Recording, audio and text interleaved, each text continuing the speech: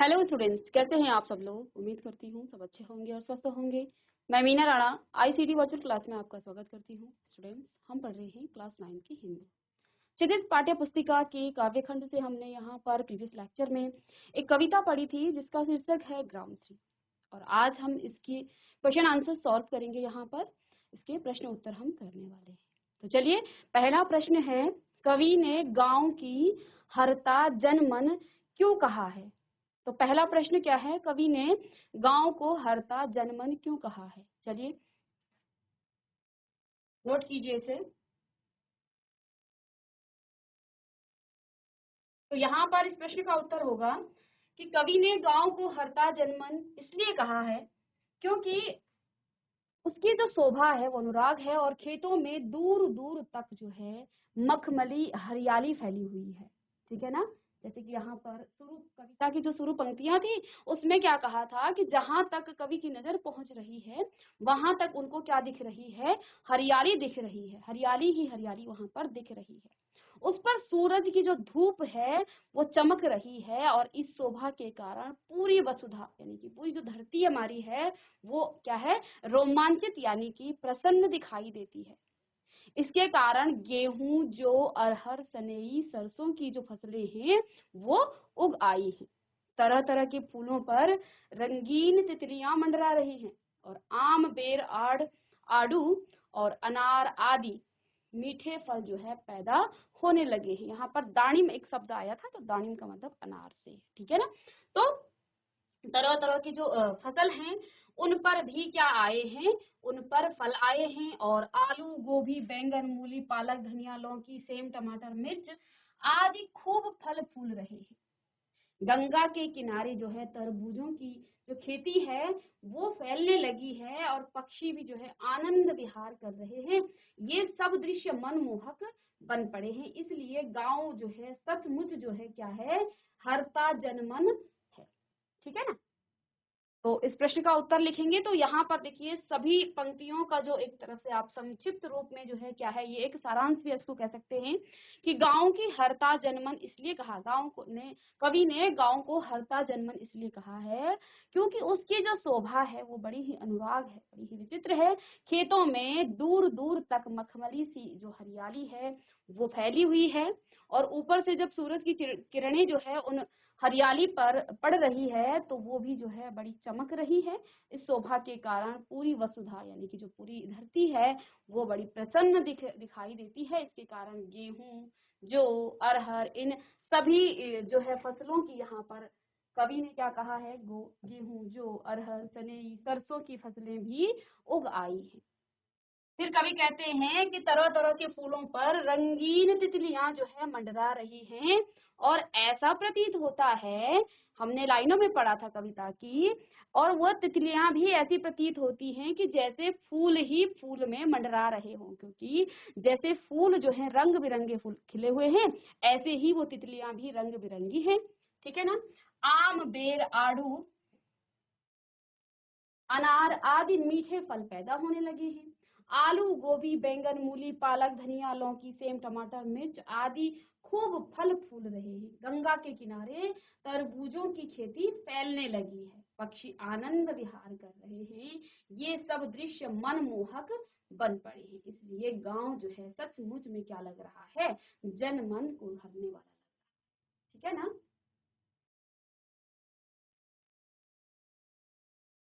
तो इतना सुंदर सा दृश्य होता है कहाँ पर, गांव में, है ना।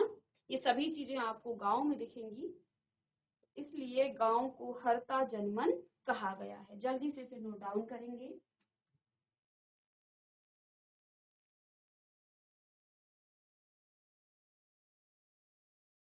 चलिए इसके बाद नेक्स्ट प्रश्न है, प्रश्न नंबर 2। सभी प्रश्न लिखेंगे और साथ साथ इसका उत्तर भी लिखेंगे, स्पीड में लिखेंगे ताकि जितनी देर में मैं आपको प्रश्न का उत्तर समझाऊं आप इसको लिख भी लेंगे और साथ साथ सुनते भी रहेंगे। ठीक है। तो चलिए दूसरा प्रश्न है, कविता में किस मौसम के सौंदर्य का वर्णन किया गया है। कविता में किस मौसम के सौंदर्य का वर्णन किया गया है। ठीक है।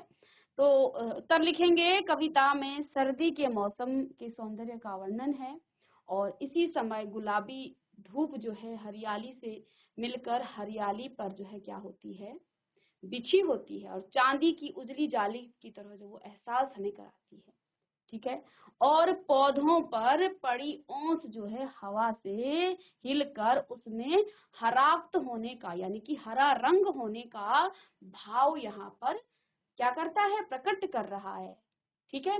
देखिए ओस कब पड़ती है, किस मौसम की यहाँ पर बात की गई है शुरुआती पंक्तियों में, ये ठंडियों के मौसम की बात की गई है, सर्दी की मौसम, क्योंकि सर्दियों में ही तो ओस पड़ती है, गर्मियों में तो ओस नहीं पड़ेगी।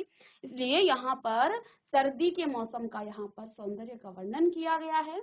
और जब इस समय गुलाबी धूप, अब गर्मियों में तो धूप देखते ही जो है मन जो है बड़ा उदास सा हो जाता है, हम विचलित हो जाते हैं, लेकिन सर्दियों की धूप इतनी सुंदर लगती है, मन करता है सुबह उठ करके बाहर जो है सभी धूप में ही बैठे रहें। ठीक है ना। और खेतों के ऊपर जब हरियाली पर ये धूप पड़ती है तब और भी ज्यादा ये जो है चमकती है, बड़ी सुंदर जो है ये लगती है। इसलिए यहाँ पर कवि ने किस मौसम के सौंदर्य का वर्णन किया गया है, तो देखिए हम इससे अंदाजा लगाएंगे कि क्योंकि सर्दी के मौसम का यहाँ पर बात की गई है, ओस गिर रही है, साथ ही साथ कुछ फसलों की यहाँ पर बात की गई है जो फसलें सर्दी के मौसम में उगती हैं, उनकी यहाँ पर बात की गई है। ठीक है ना। तो कविता में सर्दी के मौसम के सौंदर्य का वर्णन है। इसी समय गुलाबी धूप हरियाली से मिलकर यानी कि हरियाली में जब वो पड़ती है तो हरियाली पर बिछी चांदी की उजली जाली का एहसास कराती है। ठीक है।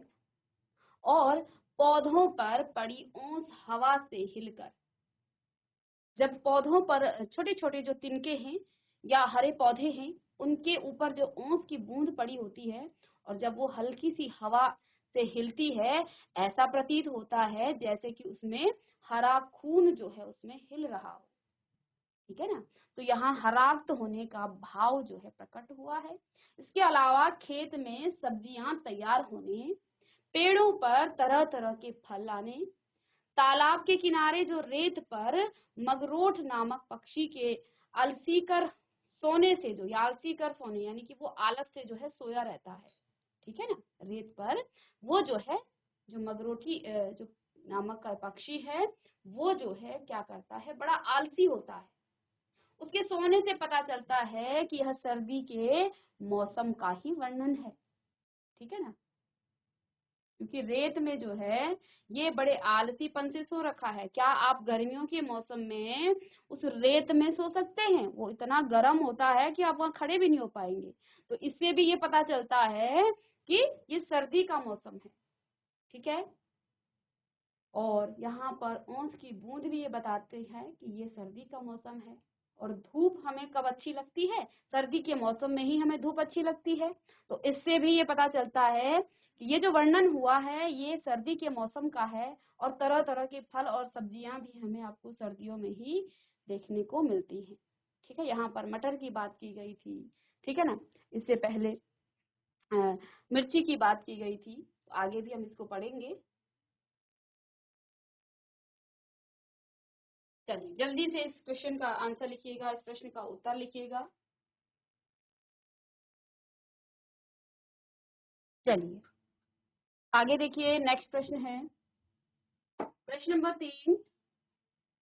साथ साथ आप लिखते रहेंगे प्रश्न का उत्तर और प्रश्न को भी आप नोट डाउन करिएगा। के बाद तीसरा प्रश्न क्या है, गांव को मरकत डिब्बे सा खुला क्यों कहा गया है? अंतिम लाइनों में हमने पढ़ा था। तो देखिए उत्तर क्या हो जाएगा, गांव में चारों ओर मखमली हरियाली और रंगों की लाली छाई हुई है। रंगों का मतलब तरह तरह के जो फूल खिले हुए हैं पेड़ पौधों में, वो रंगों की जो है लाली छाई हुई है। विविध फसलें लहलहा रही हैं, अलग अलग प्रकार की जो है फसलें गांव में जो है क्या होती हैं, लहराती दिखती हैं। वातावरण बड़ा ही मनमोहक और सुगंधों से भरपूर है, क्योंकि जब तरह तरह के फूल खिलते हैं तो वातावरण भी क्या हो जाता है, सुगंधित हो जाता है। रंगीन तितलियां उस पर उड़ने लग जाती हैं, किस पर, जो तरह तरह के फूल खिलते हैं। चारों ओर रेशमी सौंदर्य छाया हुआ है, यानी कि जो धूप की किरणें उन पर पड़ रही हैं उससे जो है चारों तरफ बड़ा ही सुंदर जो है नजारा दिख रहा है। सूरज की मीठी मीठी धूप पर इस सौंदर्य को और जगमगा रही है, क्योंकि ठंडियों का मौसम है और उस समय सूरज की किरणें यानी कि जो धूप है वो भी जो है बड़ा सुंदर लगता है। धूप की जो किरणें हैं, सूरज की जो किरणें हैं वो भी मीठी मीठी धूप से कहते हैं, क्योंकि गर्मियों के मौसम में तो हम धूप को देख भी नहीं पाते हैं, उसमें हमें खड़ा होना ही दुश्वार हो जाता है। तो ये ठंडियों के मौसम की बात हो रही है, सर्दी के मौसम की बात है, इसलिए इस गांव की तुलना जो है मरकत डिब्बे से की गई है। चलिए जल्दी से इसका आंसर लिखेंगे।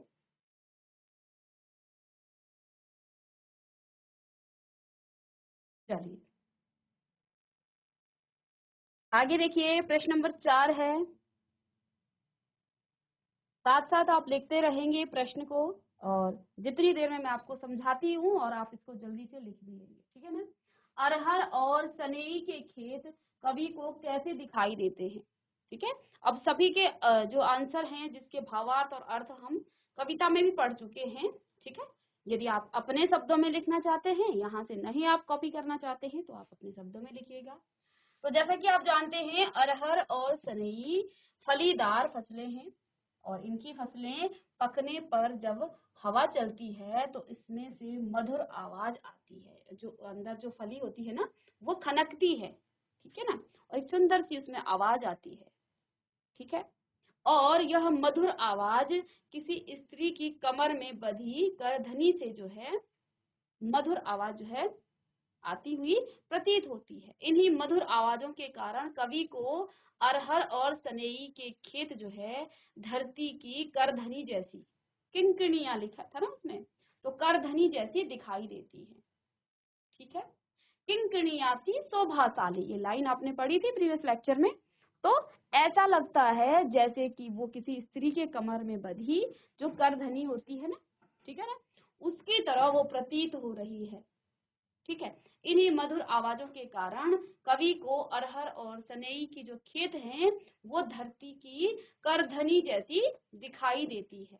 जैसे स्त्रियों की कमर में बांधने वाली करधनी होती है, ऐसे ही ऐसा प्रतीत हो रहा है कि जो अरहर और सनई है वो खेत के जो खेत हैं वो धरती की करधनी जैसी उनको दिखाई देती है। साथ ही साथ ये जो है सुनहरे रंग की जो है उनको दिखाई देती है, दोनों जो है सोने की तरह प्रतीत होती हैं। तो इस लाइन को भी इसमें ऐड कर लेंगे आप कि अरहर और सनई के जो खेत हैं कवि को कैसे दिखाई देती है।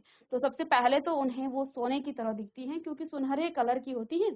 साथ ही साथ उन्होंने क्या कहा था, किनकिनिया सी शोभाशाली, यानी कि करधनियों की तरह वो शोभा युक्त लगती है। कौन? अरहर और सनई की जो फसलें हैं, ठीक है। इनकी फसलें जो है जब पकती हैं और हवा चलती है, जैसे आपने मसूर भी देखा होगा, ठीक है ना, तो मसूर की जो पक जाता है उसके बाद वो जो आप उसको बजाएंगे तो एक सुंदर सी आवाज उसमें आती है। तो ऐसे ही अरहर और सनई की फसलें भी हैं जो फलीदार होती हैं, जब आप उसको हवा चलती है तो बिल्कुल सुनहरी उसमें आवाज आती है, एक सुंदर सी आवाज आती है, बिल्कुल ही मधुर ध्वनि उसमें आती है और बहुत ही धीमी ध्वनि होती है। तो उसे सुनकर ऐसा प्रतीत हो रहा है जैसे कि वो किसी स्त्री के कमर पर बंधने वाली करधनी की तरह जो है, जैसे कि हमारी धरती की वो करधनी हो, ठीक है। कौन? अरहर और सनई के जो फसलें हैं, ठीक है। चलिए इसको आज जल्दी से नोट डाउन कीजिएगा,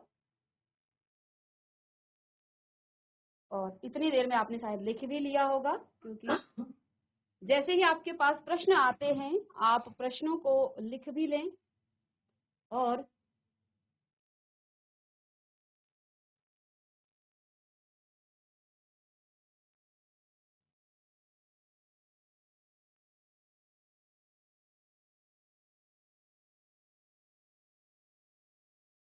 चलिए, प्रश्न नंबर 6 है, निम्न पंक्तियों में कौन सा अलंकार है? निम्न पंक्तियों में कौन सा अलंकार है?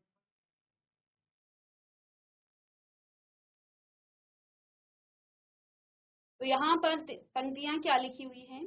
तिनकों के हरे हरे तन पर फिर हरित रुधिर है रहा झलक, ठीक है। अब यहाँ पर देखिए, हरे हरे में पुनरुक्ति प्रकाश अलंकार है, क्योंकि यहाँ पर 2 बार हरे हरे रंग आया है। इसके बाद आप देखिए हरे हरे और हिल हरित, इन 4 शब्दों की हम बात करें, हरे हरे और हिल रहित इनकी बात करें, तो यहाँ पर एक ही वर्ण की बार बार आवृत्ति हो रही है, अर्थात ये आपका क्या हो रहा है, ये आपका अनुप्रास अलंकार हो रहा है। अलंकार तो हमने पढ़ा है, ठीक है। इसके बाद हरित रुधिर, रुधिर का रंग हरा बताने के कारण यहाँ पर क्या हो रहा है, विरोधाभास हो रहा है ना। इसलिए यहाँ पर क्या हो रहा है, विरोधाभास अलंकार भी है। हरित रुधिर, रुधिर का रंग जो है यहाँ पर हरा बताने के कारण, जबकि रुधिर का रंग लाल होता है, लेकिन यहाँ जो है उस लाल रंग का ही विरोध कर दिया है। हरित रुधिर की हरा, हरे रंग का खून जैसे कि उन तिनकों पर, उन पौधों पर जो है हिल रहा हो, ऐसा यहाँ पर प्रतीत हो रहा है कवि को, इसलिए यहाँ पर विरोधाभास अलंकार है। यहाँ विरोध का हमें आभास हो रहा है कि रुधिर जबकि लाल होता है, खून लाल होता है, लेकिन कवि क्या कहते हैं कि इन तिनकों पर कैसा हरा खून जो है जैसे हिल रहा हो। तो ये इस पंक्ति में क्या है, विरोधाभास अलंकार है, ठीक है। तिनकों के हरे हरे तन पर, ठीक है, तिनकों के हरे हरे तन पर, तो देखो यहाँ तिनकों के हरे हरे तन पर, तो तन किसका होता है, तन तो मानव का ही होता है ना। तो तिनकों का यहाँ पर क्या किया गया है, सबसे पहले इसका मानवीकरण किया गया है, साथ ही साथ यहाँ पर रूपक अलंकार भी है, ठीक है ना। तो यहाँ पर आप अलंकार के बारे में लिख लेंगे कि पहले हरे हरे में पुनरुक्ति प्रकाश जो है, यहाँ पर अलंकार है, पुनरुक्ति हो रही है एक ही शब्द की, हरे हरे। फिर हरे हरे और हिल हरित में अनुप्रास अलंकार, क्योंकि एक ही वर्ण की बार बार आवृत्ति हो रही है। हरित रुधिर, रुधिर का रंग, इस शब्द में, इसमें हरित रुधिर में, इसमें रुधिर का रंग हरा बताने के कारण इसमें विरोधाभास अलंकार है, क्योंकि रुधिर का रंग लाल होता है और हमने यहाँ पर कवि ने उसी का विरोध कर दिया है, लाल ना बता करके उसे हरा बता दिया है। तो यहाँ पर आपको विरोधाभास अलंकार दिखाई दे रहा है।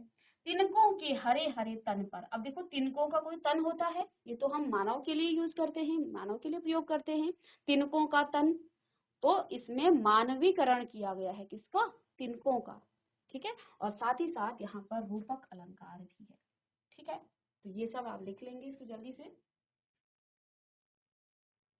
तो अब इसके बाद प्रश्न नंबर 7 क्या है कि इस कविता में जिस गांव का चित्रण हुआ है वह भारत के किस भूभाग पर स्थित है, ठीक है।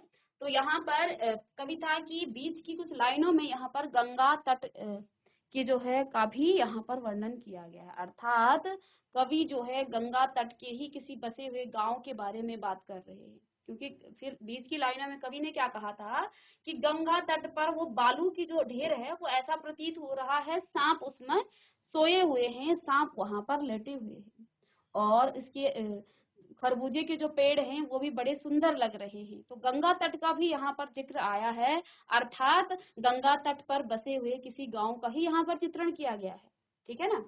तो इस प्रश्न का उत्तर लिखेंगे।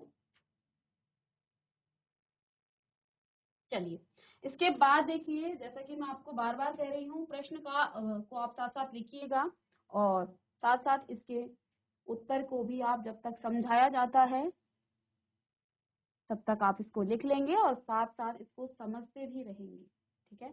यदि प्रश्न आपको आता है तो आप स्वयं इसका आंसर लिखना स्टार्ट कीजिए।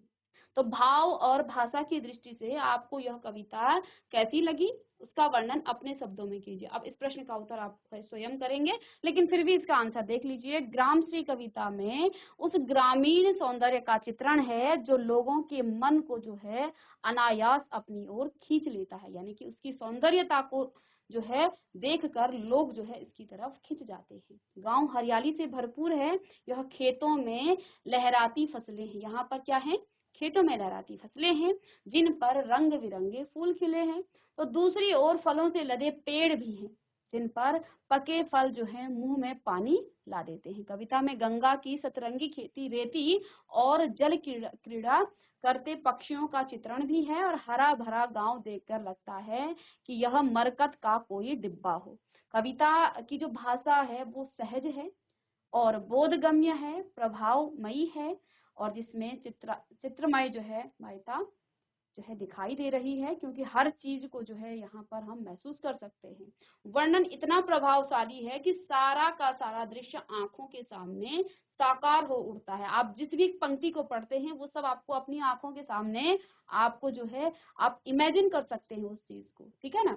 कविता में अनुप्रास है, अलंकार, रूपक अलंकार, मानवीकरण और विरोधाभास अलंकारों का सहज एवं स्वाभाविक प्रयोग किया गया है। जैसे कि हमने ऊपर की पंक्तियों में भी देखा था कि वहां पर अनुप्रास अलंकार भी आया था, साथ में रूपक अलंकार आया था, मानवीकरण और विरोधाभास अलंकारों का प्रयोग हुआ है। और इस तरह से ग्रामश्री कविता भाव एवं भाषा की दृष्टि से बड़ी ही उत्कृष्ट है, ठीक है ना, बड़ी ही सरल है, ठीक है। चलिए आगे देखिए, नेक्स्ट प्रश्न, प्रश्न नंबर 9। इससे पहले का जो प्रश्न है वो बड़ा है, लेकिन इस प्रश्न का उत्तर आप स्वयं लिखेंगे, और जिन्होंने नहीं किया है तो वो आप इसको समझ गए होंगे और किस प्रकार से आपने लिखना है। तो यहाँ पर देखिए, आप जहाँ रहते हैं उस इलाके के किसी मौसम विशेष के सौंदर्य को कविता या गद्य में वर्णित कीजिए। अब यहाँ पर जो है इस प्रश्न का उत्तर हर व्यक्ति के लिए, हर बच्चे के लिए अलग अलग होगा। जैसे कि यहाँ पर क्या लिखा है, मैं दिल्ली का रहने वाला हूँ, हमारा गांव उस क्षेत्र में है जो यमुना नदी में से मात्र 1-1.5 किलोमीटर ही दूर है। तो आप जो है अपने गांव के बारे में, किस नदी के किनारे है, कौन सा मौसम आपको उस गांव में बहुत अच्छा लगता है और उस मौसम की क्या क्या विशेषताएं हैं, कौन कौन से फल उस मौसम में लगते हैं, कौन कौन सी फसलें जो है उस मौसम में लगती हैं, जो भी आपको प्रिय हो। तो यहाँ पर इस प्रश्न का इस उत्तर से कोई मतलब नहीं है, हर बच्चे का उत्तर अपना होगा। हर बच्चा जो है, ये तो बस आपको आइडिया देने के लिए कि जैसे किसी बच्चे ने ऐसा लिख दिया कि मैं दिल्ली का रहने वाला हूँ, अब दिल्ली का तो यहाँ पर कोई होगा नहीं, आप सब उत्तराखंड के ही होंगे और उत्तराखंड के किसी गांव के ही बसे होंगे, ठीक है ना। तो आप अपने गांव के बारे में लिखेंगे, और वहाँ जो भी आपको अपने गांव में अच्छा मौसम लगता है, हो सकता है किसी को गर्मी का मौसम अच्छा लगता होगा, क्योंकि हमारे उत्तराखंड में कई ऐसे गांव हैं जिसमें गर्मियों में भी बहुत ठंड होती है, ठीक है। तो हो सकता है उनको गर्मियों का मौसम बहुत अच्छा लगता होगा, तो वो उस मौसम का यहाँ पर विस्तार से लिखें और एक कविता रूप में उसे लिखें कि कौन कौन सी फसलें आपके गांव में उस मौसम में होती हैं जो कि आपको बहुत अच्छा लगता है। तो अपने अकॉर्डिंग आप इस प्रश्न का उत्तर लिखेंगे। यहाँ पर आपको इस उत्तर से आपका कोई मतलब नहीं है, बस आपको ये ऐसा दिखाया गया है कि ये जो है आप इस तरह से लिख सकते हैं। जो भी गांव के आपके नजदीक जो कोई नदी पड़ती है, आप उस नदी का वर्णन कर सकते हैं, आप कोई पहाड़ी का, किसी पर्वत का आप वर्णन कर सकते हैं, ठीक है ना। तो इस प्रश्न का उत्तर आप स्वयं लिखेंगे, इस प्रश्न का उत्तर ये नहीं लिखेंगे, ठीक है।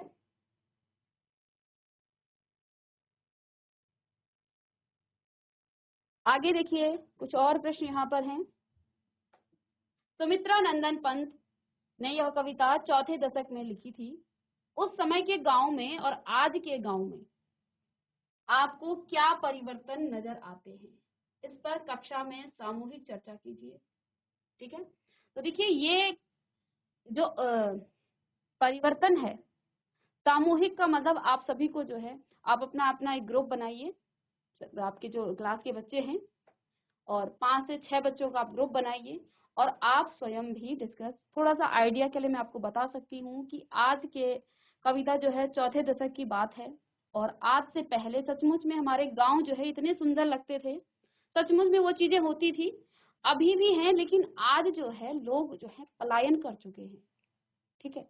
और जब लोग ही गांव में नहीं रहेंगे तो वो हरियाली कौन वहां पर, हो सकता है कई हमारी जो जमीनें हैं जहाँ फसलें उगनी थी वो बंजर पड़ चुकी हैं, अब वो जमीन बंजर पड़ गई है, तो वहां पर फसलें कौन उगाए, क्योंकि सभी लोग गांव से पलायन कर चुके हैं। तो आज कहीं ना कहीं गांव की स्थिति भी जो है थोड़ा सा पहले से जो है खराब है, क्योंकि पहले लोग, सभी लोग गांव में बसा करते थे, मेहनत किया करते थे, और उसी मेहनत से वो अपने ताजे सब्जियां, फसलें जो है खाया करते थे। लेकिन आज ऐसा नहीं है, आज गांव में बहुत ज्यादा परिवर्तन आ गया है, लोग गांव में रह भी रहे हैं तो सब चीजें कृत्रिम ही चल रही हैं, बाजार से ही खाते हैं, मेहनत कोई नहीं करना चाहता है। उस तरह की जो फसलें हैं, उस तरह के जो फ्रूट्स हैं, जो सब्जियां हैं, वो आज के दशक में हमारे गांव में नहीं मिल पाती है, ठीक है ना। तो पहले जो सब्जियां हम अपने बगीचों में ही उगाते थे और अपने ही बगीचों से खाया करते थे, आज जो है गांव में भी लोग जो है बाहर से सब्जियों को आयात करते हैं और फिर जो है वहां से खाया करते हैं। तो ये स्थिति हो गई है आज के हमारे गांव की। तो आप भी अपने गांव के बारे में लिखिएगा और जो आप देखते हैं वही लिखिएगा। इसमें आपको कोई भी कहानी नहीं लिखनी है, कोई भी आपको मनगढ़ंत कहानी नहीं लिखनी है। जो आपको वास्तविकता में दिखती है उसी को आप लिखिएगा इस प्रश्न में। और 4 से 5 बच्चे आप एक ग्रुप बनाएंगे और उसमें समूह चर्चा करेंगे। देखो तुम्हारे गांव में क्या क्या होता है, हमारे गांव में ये है ना, क्या क्या चीजें हमारे गांव में उग रही हैं। तो आप बच्चे जो हैं सभी इसको एक सामूहिक चर्चा के रूप में आप इसको इस प्रश्न का उत्तर लिख सकते हैं। ठीक है, और इसमें आपको कुछ भी फेक नहीं लिखना है, आपको जो वास्तविकता है उसी के बारे में यहाँ पर चर्चा करनी है और इस प्रश्न का उत्तर लिखना है कि पहले के दशक में गांव में ये चीजें होती थी। पहले बहुत ज्यादा फसलें होती थी, बहुत अच्छी फसलें, क्योंकि लोग जो है बहुत मेहनत करते थे। लेकिन अब जो है आधे से ज्यादा तो गांव जो है आपका पलायन कर चुका है और जो बचे कुछ लोग हैं वे भी वहां पर इतनी मेहनत नहीं करते हैं जितनी पहले लोग किया करते थे। ठीक है, तो इसको आप प्रयोग कर लेंगे। अब यहाँ एक और प्रश्न है, अपने अध्यापक के साथ गांव की यात्रा करें और जिन फसलों और पेड़ पौधों का चित्र प्रस्तुत जो है कविता में हुआ है उनके बारे में जानकारी प्राप्त करें। तो ये प्रश्न भी जो है आप अपने जो आपके पास साथ टीचर हैं उनके साथ आप इस प्रश्न को कर सकते हैं। साथ ही साथ आप आगे के जो प्रश्न हैं उनको हम नेक्स्ट लेक्चर में करेंगे। तो चलिए इस प्रश्न को लिख लीजिएगा। चलिए इसके बाद हम कल की क्लास में इसके लघु उत्तरीय प्रश्नों को करेंगे। तो बच्चों मिलते हैं नेक्स्ट लेक्चर में, तब तक के लिए थैंक यू एंड हैव